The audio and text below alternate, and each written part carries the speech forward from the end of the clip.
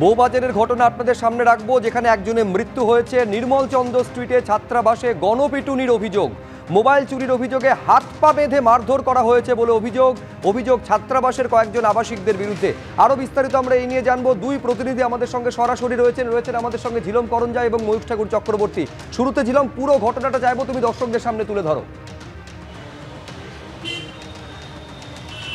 একদমই যে ঘটনাস্থল, সেই ঘটনাস্থলের সামনে রয়েছি। আমার সহকর্মী বিশ্বজিৎ সাহাকে দেখাতে বল, ঠিক সামনে যেখানে পুলিশ কর্মীরা রয়েছেন, ঠিক এখানে যে ব্যক্তি মারা গিয়েছে 37 বছরের এরশাদ, তাকে এখান থেকে ধরে আটকে এই ছাত্রাবাসের পড়ুয়ারা তাকে টেনে হিঁচড়ে নিয়ে যেতে থাকে এবং তাকে টেনে নিয়ে যাওয়া হয় সোজা। আমার সহকর্মীকে দেখাতে বলবো সামনে যে ছাত্রাবাস রয়েছে সেখানে, এবং এই পুরো রাস্তাটাই তাকে টেনে হিঁচড়ে নিয়ে যাওয়া হয়। তাদের অভিযোগ ছিল যে মোবাইল চুরি করেছে এরশাদ, 37 বছরের বেলগাছিয়ার বাসিন্দা ওই ব্যক্তি। এবং তারপরে আমরা এটা পুলিশ মারফত যেটা জানতে পেরেছি যে গতকাল মুচিপাড়া থানায় লিখিত অভিযোগ হয়েছিল এটি মোবাইল চুরির, এবং তাকে এরপরে এই ছাত্রাবাসের ভেতরে নিয়ে যাওয়া হয়। যেই ছাত্রাবাসের দৃশ্য দেখতে পাচ্ছ আমার সহকর্মী বিশ্বজিৎ সাহা দেখাচ্ছে, এখানে ভেতরে পুলিশ কর্মীরা রয়েছেন, তদন্ত করছেন তারা।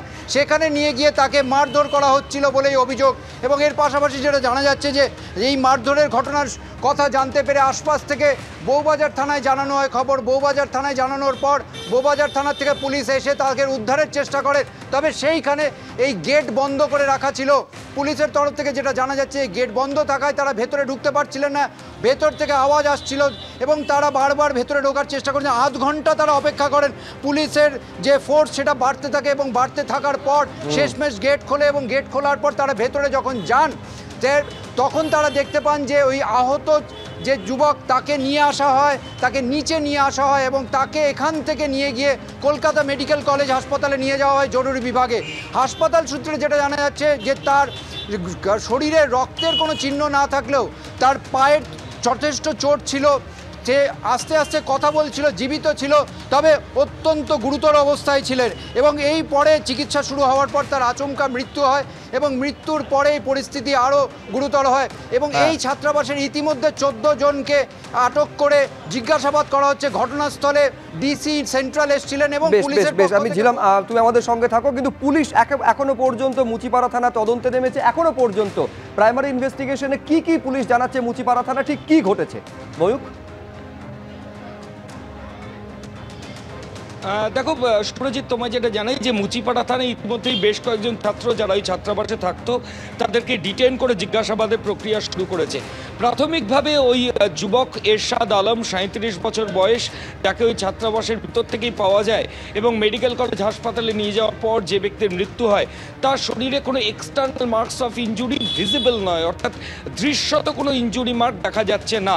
পোস্টমর্টমের পরই এই গোটা ছবিটা স্পষ্ট হবে। পুলিশ আধিকারিকরা বলছেন দুটো ইনজুরি মার্ক তারা পায়ে দেখেছেন, কিন্তু সেক্ষেত্রে সেগুলো হোঁচট খেয়ে পড়ে গিয়ে হতে পারে। অনেক ক্ষেত্রে স্টুডেন্টস যারা রয়েছেন তারা জিজ্ঞাসাবাদে পুলিশের কাছে দাবি করছেন উনি নাকি দৌড়তে গিয়ে পড়ে গেছেন।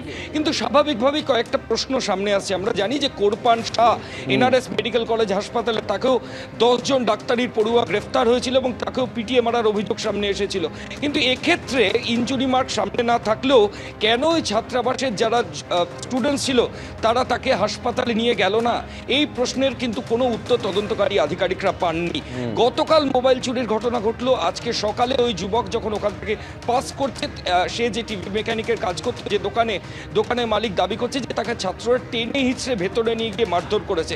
ফলত অনেক কিছুই ছাত্ররা সাপ্রেস করছে, চেপে যাচ্ছে, এমনকি তদন্তকারী আধিকারিকরা মনে করছেন পোস্টমর্টমের প্রাইমারি ওপিনিয়ন হাতে আসার পর গোটা ছবিটা স্পষ্ট হবে। মুচিপাড়া থানা এবং হোমিসাইড শাখা কলকাতা গোয়েন্দা পুলিশের তারা যৌথভাবে গোটা ঘটনা তদন্ত করছে এবং পারিপার্শ্বিক তথ্য প্রমাণ, অর্থাৎ আশেপাশে কোনো সিসিটিভি ক্যামেরা বা কোনো ডাইরেক্ট এভিডেন্স আছে কিনা সেটাও দেখা হবে। নিঃসন্দেহে ময়না তদন্তের যে প্রাথমিক তথ্য সেটা অত্যন্ত গুরুত্বপূর্ণ এক্ষেত্রে।